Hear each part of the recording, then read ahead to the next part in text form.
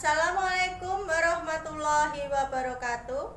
Tepangaken nama kula Tri Purwanti, mahasiswa PPG dalam Jabatan Angkatan Setunggal tahun 2021, jurusan Bahasa Jawa wonten ing LPTK Universitas Negeri Semarang. Video praktek uji kinerja menika ngandharaken materi serat Wedotama Pupuh Pocong ing kelas 11 seni tari kalih SMK Negeri 8 Surakarta ingkang kalampahan ing dinten menika Senin 19 Juli tahun 2021. Sugeng hamirsani. Matur nuwun. Wassalamualaikum warahmatullahi wabarakatuh.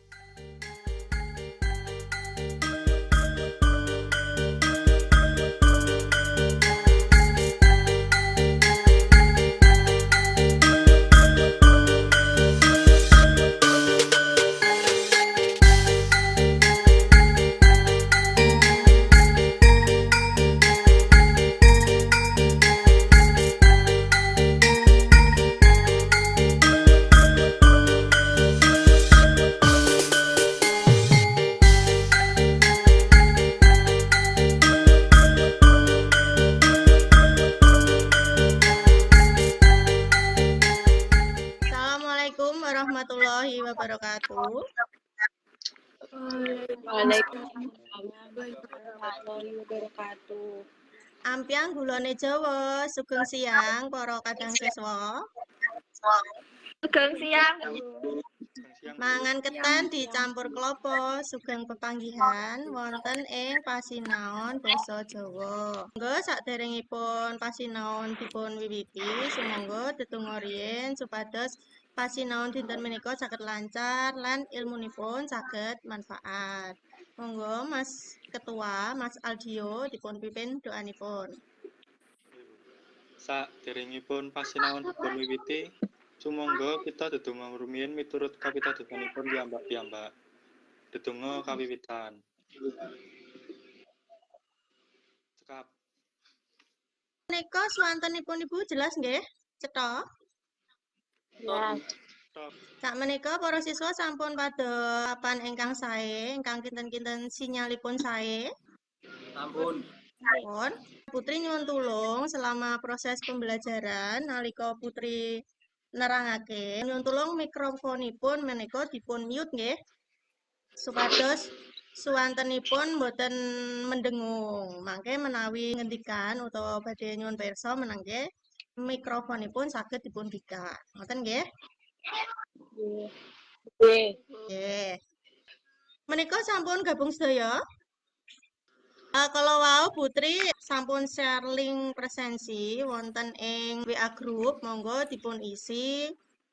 Mangke saged presensi wonten ing link punika. Pripun pawartosipun sami sehat? Sehat walafiat. Alhamdulillah.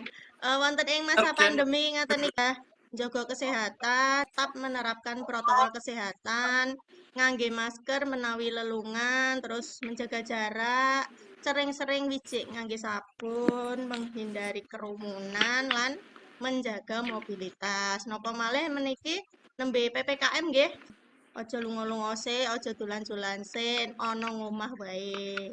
Sinaune ana ngomah. Saderengipun Putri badhe mengucapkan selamat amarga para siswa sampun naik tingkat wonten ing kelas 11. Alhamdulillah nggih.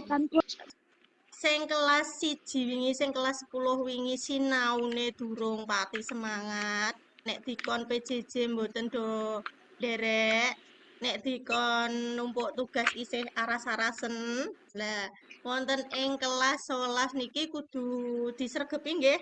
Senajan pelajarane ijik daring, ya kudu mengikuti setiap pelajaran. Nek diken absen nggih absen, nek dikon numpuk tugas nggih numpuk tugas. Putri badhe nyuwun pirsa saderengipun mlebet wonten ing materi kelas sedasa wingi sampun nyinau serat Wedotama. Lah kelas setunggal wingi serat Wedotamane nyinauni babagan napa cah? Mbang? Sinom.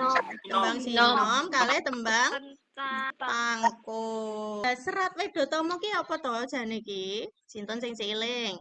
Serat Wedotama yaiku karya sastra kan isine piwulang kang utama. Oh nggih, bener Mbak Mega. Lajeng Serat Wedotama iku anggitanipun sinten? Sing nulis sinten? Kanjeng Gusti Punegarawan. Kanjeng Gusti Pangeran Adipati Arya Mangkunegara, Bu.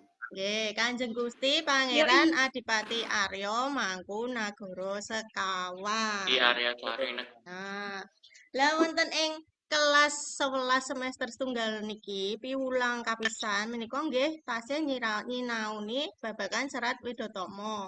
Nanging tembangipun mangke pupuh pocong. Sampun ngertos sedaya nggih tembang pocong kados pripun? Nggih. Sampun. Mangke dipun sinaoni grane watake tembang pocong ki piye, terus isine Serat Wedotama pupuh damel cakepan tembang pocong, lajeng nembangke tembang pocong. Mangke ingkang dipun sinaoni dinten menika niku. Jane manfaate sinau Serat Wedotama ki apa to Bu? Kok kelas 1 wis disinau, kok kelas 2 disinau meneh. Lah, wonten ing Serat Wedotama menika kan kathah sanget piwulangipun ingkang saged dipun pendhet ingkang bermanfaat wonten ing padintenan wonten ing jaman saiki. Selain nguri-uri budaya Jawi nanging ya kudu mangerteni apa to jane isine Serat Wedotama itu, piwulang-piwulang yang ada di dalam Serat Wedotama itu sendiri. Terus manfaatnya sinau tembang, tembang macapat ingkang sampun Putri andharaken kolomben. Kowe-kowe kabeh kan jurusane lak tari to, jurusan tari yo ora gur iso nari, diharapkan tidak hanya bisa menari, nanging ya kudu iso nembang, kudu iso nyinden, kudu iso nyanyi, syukur-syukur iso ngrawit. Nek peyene nari wis iso nembang, iso nyinden, lah kuwi bakal menjadi poin plus untuk kalian. Monggo akeh sing goleki. Lebet wonten ing materi nggih. Nggih, Putri badhe share video, monggo dipun semak. Ngelmu iku kalakone kanthi laku lekase lawan kas tegese kas nyantosane setya budya pangekese dorangkara. Nah, menika wau tuladhane tembang pocong. Tak kira iki kabeh wis iso nembang pocong nggih. Materi dinten menika Serat Wedotama pupuh pocong. Lajeng kompetensi dasaripun mangke ingkang dipun sinaoni wonten ing materi punika Serat Wedotama pupuh pocong. Tunggal menelaah teks Serat Wedotama pupuh pocong mangke indikatoripun menelaah struktur teks Serat Wedotama pupuh pocong, lajeng menganalisis isi dan amanat Serat Wedotama pupuh pocong. Kompetensi dasar ingkang kaping kalih menika menulis syair tembang pocong dengan bahasa sendiri serta menyajikan cara tulis dan lisan. Dados mangke damel cakepan tembang pocong, nek pun damel lajeng dipun tembangake cakepan ingkang sampun dipun damel kala wau. Tujuan pembelajaranipun menika siswa saged menelaah struktur teks Serat Wedotama pupuh pocong. Siswa saged menganalisis isi dan amanat Serat Wedotama pupuh pocong. Lajeng mangke siswa saged damel tembang pocong sabibaripun damel mangke dipun tembangake cakepan ingkang sampun didamel kala wau. Serat Wedotama punika anggitanipun sinten kala wau? Kanjeng Gusti Pangeran Adipati Arya Mangkunagara Sekawan. Lajeng tegesipun serat Wedotama dumadi saking tigang tembung. Enggak serat, serat menika tegesipun tulisan. Wedo menika tegesipun piwulang utawa ajaran, lajeng tama menika tegesipun utama utawa becik. Dados serat Wedotama punika tegesipun karya sastra utawa tulisan kang isine piwulang utawa ajaran kang utama tumrap manungsa. Maknane tembang pocong niku napa to? Dados tembang pocong iku nggambarake manungsa nalika wis dipocong utawa mati. Dadi tembang pocong iku kalebu tembang ingkang pungkasan. Tembang macapat niku wonten pinten? 11. 11. Lah dadi tembang macapat niku nggambarake siklus kehidupan manungsa wiwit wonten ing guwa garbane ibu dumugi mati. Tembang macapat ingkang kaping pisan niku napa? Kumambang. Mas Kumambang. Mas Kumambang nika saka tembung kambang. Dadi nggambarake jabang bayi isih ana ing guwa garbane utawa rahime ibu. Lajeng Kandungan. Lajeng tembang kaping kalih Micit. mijil. Mijil menika tegesipun lair utawa metu. Dadi nggambarke jabang bayi sing sampun lair. Terus bar mijil nek wis lair terus sinom, bener Mas Adrian, sinom. Dadi sinom niku saka tembung nom. Dadi nggambarke bocah nom-noman kaya kowe-kowe kabeh niki kan termasuk bocah nom-noman.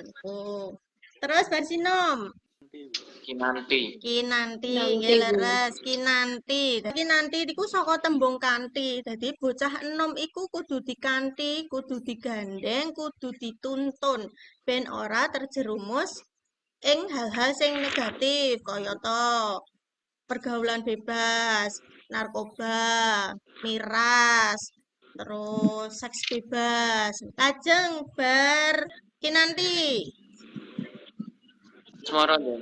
Asmarandana saka tembung asmara dadi menggambarkan percintaan anak muda. Bar Asmarandana Bambu.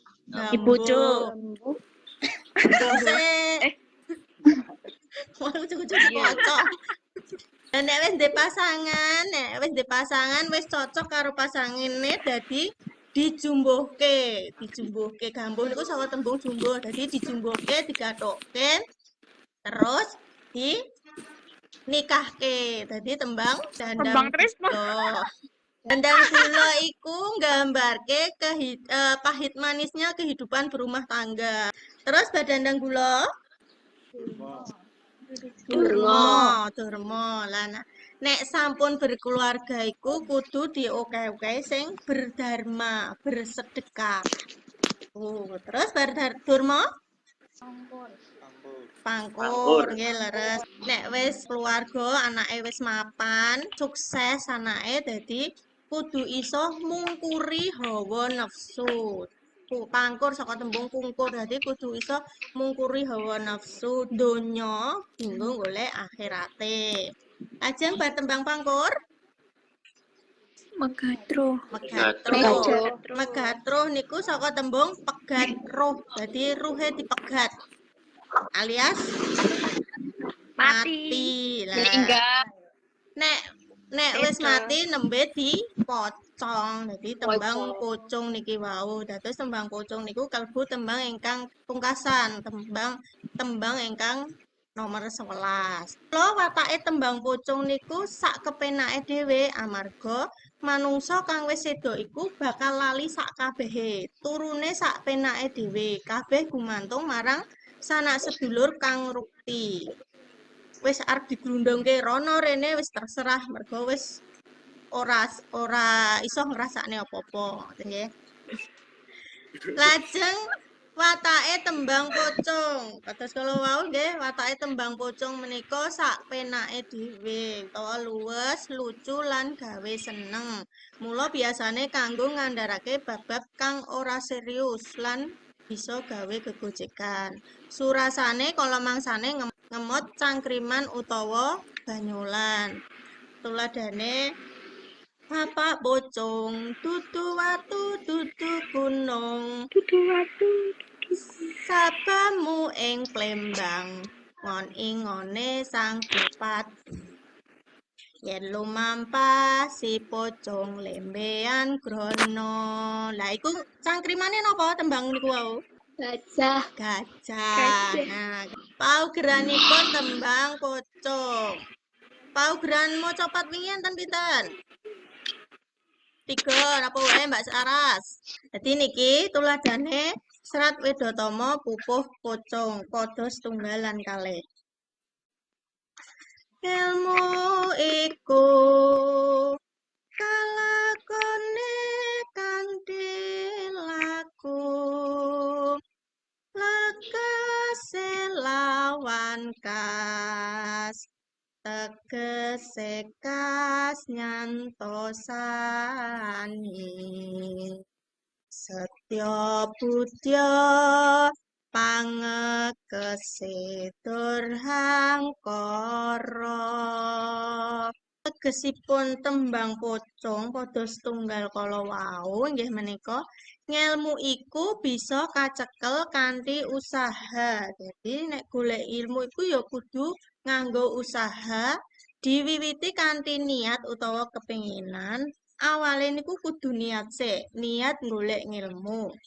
Tegese paring kasantosan utawa kekuatan lahir batin. Nek wis duwe niat niku bakal mempeng anggone golek ngilmu. Beda karo sing wong ora niat. Nek wong ora niat golek ngilmu ya wis mangke golek ilmu sinaune ya leda-lede. Lajeng padha kalih angkara gung neng anggung gumulung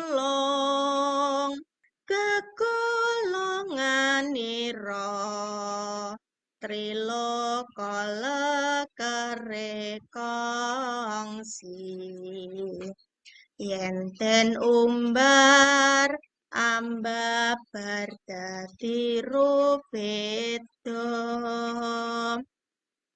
Tegesipun padha kalih kala wau nafsu angkara kang gedhe ana ing awak kuat lan kekeh golonganmu telung watak yaiku adigang, adigung, adiguna kang nguasani. Dadi adigang menika wong kang ngendel-ngendelake kekuatane, lajeng adigung wong kang ngendel-ngendelake kapinterane, adiguna menika wong kang ngendel-ngendelake kekuasaane. Yen den umbar bakal dadi perkara, dadi wong sing sok kemugih, sok keminter, sok kuat kuwi bakal nemai cilaka. Nek ditokne wonten ing awake bakal nemoni cilaka tumrap awake dhewe utawa tumrap wong liya.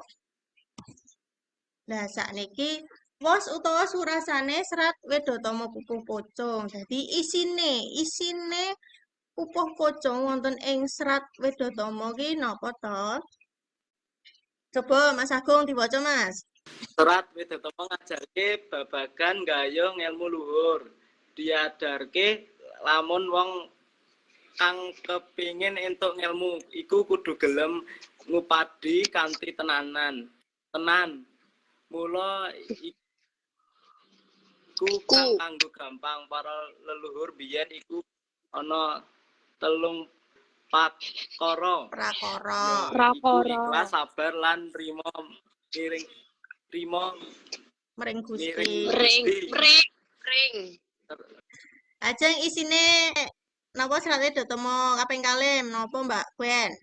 Serat Wedotama uga ngajarake supaya manungsa iku bisa ngedaleni angkara murka.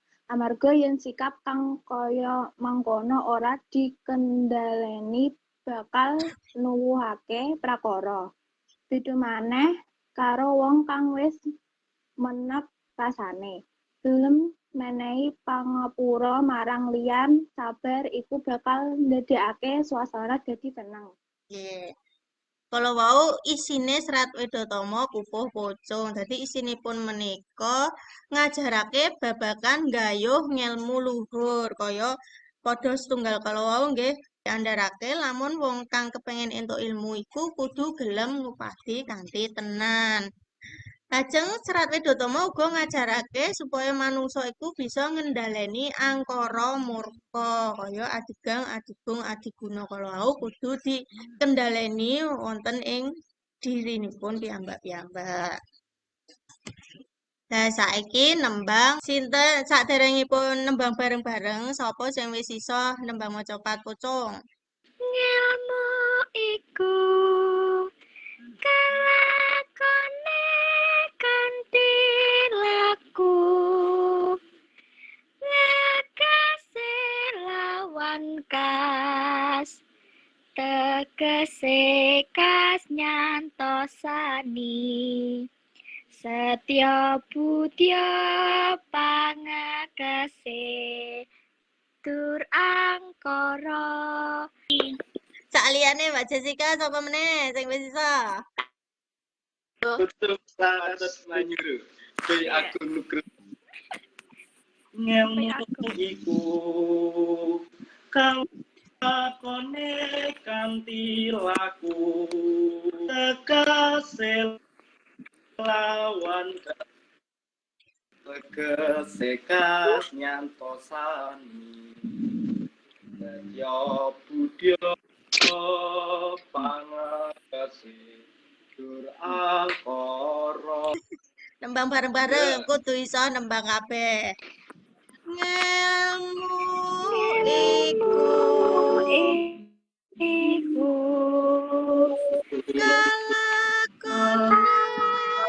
kalakone kanthi laku lekase lawan kas tegese kas nyantosani setya budya pangekase tur angkara. Gampang ta tembang pocong pun saged ya nggih? Nggih. Mengko nek takon nembang iso lho ya. Wau kan pun saged nembang sakniki gawe syair utawa cakepan tembang pocong. Langkah-langkahe utawa trap-terapane gawe cakepan tembang pocong menika napa mawon? Setunggal nemtokake tema. Jadi temanya tentang apa? Oh, tentang pendidikan utawa tentang corona utawa tentang protokol kesehatan. Lajeng langkah angka kalih menika nggatekake struktur utawa paugeran tembang pocong. Jadi paugeran Bu, nggih, paugeran tembang pocong tau napa mawon? oh, Ayo. ayo paugerane tembang pocong menika wau guru gotrone enten pinten sama sing eling. Guru gotrone enten Nggih, sekawan. sekawan. Guru gotrone sekawan. Terus guru wilangane, guru lagune 12 rolas U 12 U. 6A. lui rolas A. Nggih, niku Mbak Sarah. Jadi guru gotrone wonten sekawan. Guru wilangane menika 12 U, 6A, 8I, 12A. Kudu dihafalke ya, mangke ben iso gawe. Terus langkahe kaping 3 menika gawe ukara kang selaras karo tema. Dadi nek temane pendidikan ya kudu nganggo tema pendidikan, ora nganggo cerita kasmaran. Lah menika lak mboten nyambung. Terus nulis ukara saka mendur mangisor. Tegesipun nulis ukara saka gatra setunggal, gatra kalih, gatra tiga, gatra sekawan. Ampun diloncat-loncati. Aku pengen nulis gatra teluse. Terus nyang gatra siji. Lah mangke iso-iso ukarane mboten nyambung. Lajeng nganggo tembung kang endah. Terus nek tembange sampun dadi menika dicek malih wis bener apa urung cakepane kala wau, tembange kala wau. Carane pripun? Carane diitung melih guru gatra, guru wilangan, guru lagune dicek malih, diitung malih. Lajeng ditembangke. Carane ngecek kaping kalih menika ditembangke. Tri badhe nge-share video malih, nge-share video nembang meneh.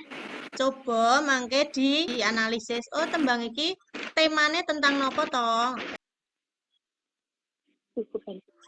Proses wakur ayo padha hamituh pamrentah tindake protokol COVID timen virus corona ora sumebar sregep wiso banyu resik lan sabun jaga jarak samyo masker nganti lali singkirana krumunan lan pakumpulan. Nika wala wau tembange. Kira-kira tembang kala wau, tembang pucung mau temane tentang apa? Corona. COVID. COVID. Tentang COVID. Lah, dikon ngopo kuwi mau? Isine dikon ngopo kuwi mau tembang kuwi mau? Jaga kebersihan. Tadi intine tembang kuwi mau kudu melaksanakan protokol kesehatan.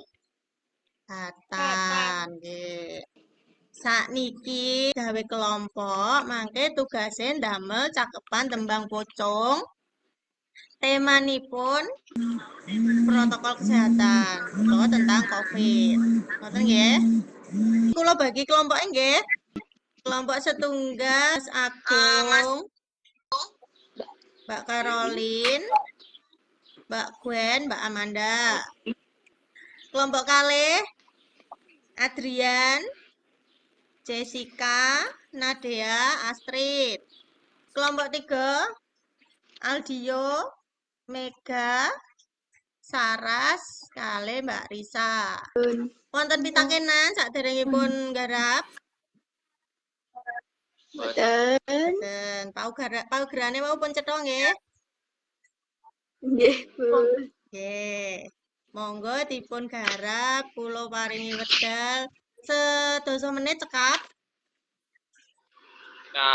Cekap. Insyaallah. Cekap, Bu. Ya nih. Nggih, monggo dipun garap.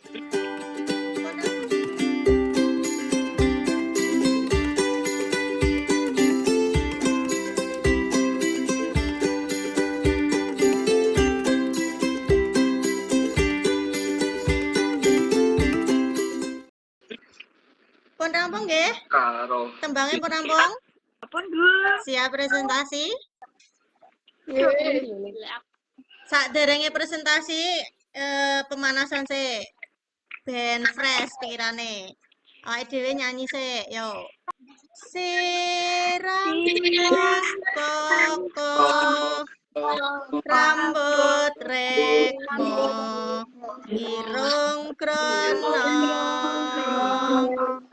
mripat paningal lambe lati kuping talingan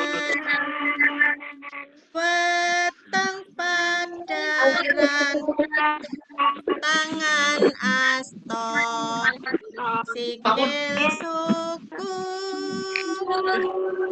sakniki kula pun saged ngangge basa Jawa krama. Ya sakniki presentasi kelompok kalih ya. Kelompok liyane coba dijinglengi, dikoreksi. Iki enten sing salah napa mboten guru wilangan, guru lagune. Go terus tunggal. Kuwi guru wilangane enten pinten? Rolas. COVID iku salah sawijining virus. Rolas U. Ayo, iki piro iki? COVID iku salah sijining virus. Iki lagi 11. Sawijining, Bu. Oke, COVID iku salah sawijining virus. Terus, gotro kalih.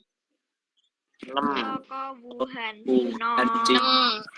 6A, pun 6A. bener. Terus, gotro 3. 8I. 8I. Pun bener ya. Oke, gotro terakhir. Rolas A. Supaya virus corona ora nyebar. Pas? Rolas. Rolas Pas. A. Rolas A. Oke. Berarti sing salah gotro setunggal nggih wau COVID iku salah sawijining Nggih. virus. Yo saiki Ipo, Bu. ditembangke. Salah siji nembangke. COVID Yuk lanjut. iku salah sawijining virus saka Wuhan, Cina. Lingkungane dirasiki supaya virus corona ora nyebar. Tip.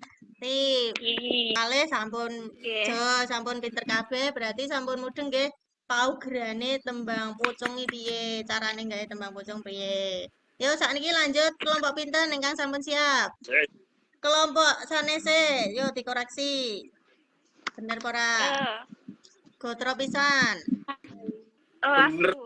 Panyegahing corona sarana wisa rolas U. Pun bener mboten? Pun. Ampun. Panyegahing corona Terus gotro kalih. pun tangan Kak. 6A. 6A. 6A. Bener nggih. Terus Sabunan 20 detik. 8I 8I bener. Terus banyu mili Kelas A.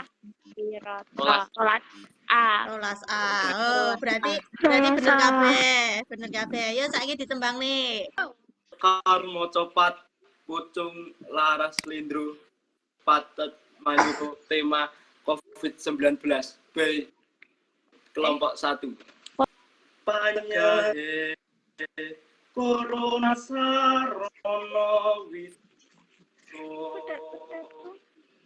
tangan loro sira sabro puluh detik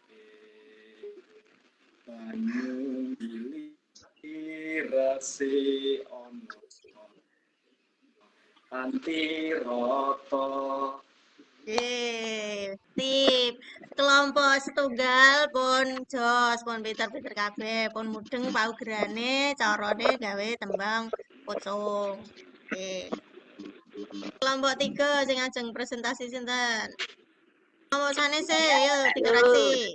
Yuk dikoreksi gotro setunggal tembange kelompok 3 gotro setunggal. Aja matu yen dirasa ora perlu. Bener? Ora perlu. Pun bener nggih? Pun bener. Gotro kalih. Ayo bebareng. 6A. 6A. Terus gotro 3. Diri. 8I. Bener ya? Saiki gotro terakhir. Muga virus corona enggal lunga. Pira? Rolas A.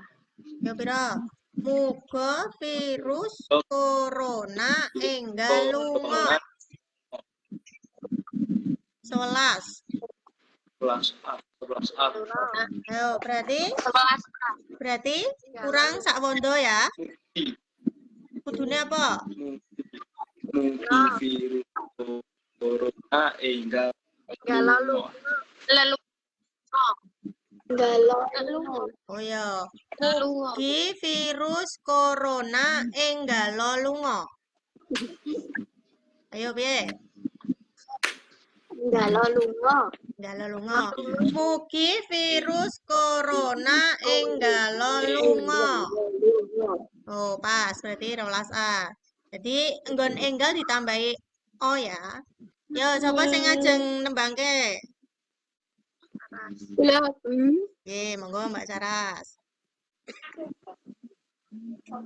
aja metu yen dirasa ora perlu ayo bebarengan pintar-pintar jaga diri muga virus corona enggal lunga. Suarane apik Mbak Saras. Kelompok 3 nggih sampun bener kabeh, tapi mengke kudu dianu nggih. Nek tembange kudu dicek meneh. Tapi pun sae sedaya, pun pinter sedaya. Nggih, menika kala wau pelajaran dina iki. Pasinon kala wau sinau tentang babagan apa cah? Tentang tembang pocong.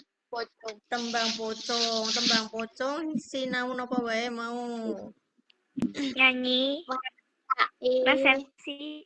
terus nyanyi Terus damel tembang mocop damel tembang pocong Damel tembang pocong, terus ngerteni paugeran tembang. tembang pocong, terus isine serat Wedotama pupuh pocong mau apa?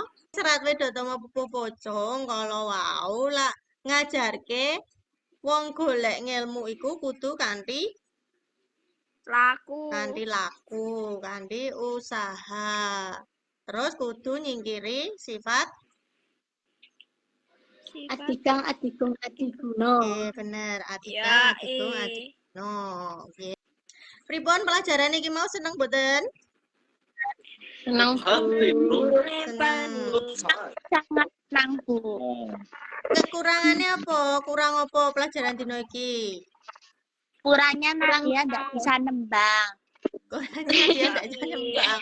Iso. Kagem tugas mangke Putri kalau wau sampun share LKPD wonten ing WA group, monggo mangke dipun garap menika wonten tugas kangge nilai pengetahuan, mangke wonten soal-soal mawi Google Form, monggo mangke dipun garap.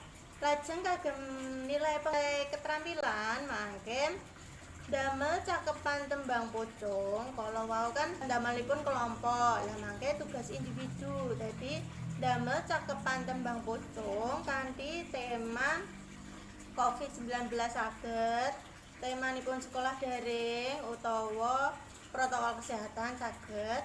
Lajeng menawi sampun dados tembangipun mangke ditembangke nalika kowe nembang di video, terus videonipun diunggah wonten ing YouTube saged utawa wonten ing Instagram. Ngoten nggih. Sampai paham? Iya, Bu. Lajeng kagem materi minggu ngajeng mangke kita badhe sinau novel basa Jawa. Biasane lak padha macane novel basa Indonesia to. Lah mangke sinau novel basa Jawa. Jadi kudu ngerti, oh ternyata ki ono ya novel basa Jawa. Nggih, mekaten kalau nggih pelajaran dina meniki matur nuwun sampun gabung wonten ing pasinon basa Jawa dina iki. Kudu tetap semangat nggih, senajan pelajarane isih daring, kudu tetap semangat, kudu sregep sinau, mengikuti setiap pelajaran. Nggih, matur nuwun. Kula akhiri. Wassalamualaikum warahmatullahi wabarakatuh. Waalaikumsalam warahmatullahi wabarakatuh. Sugeng siang. Ya. Siang. Siang.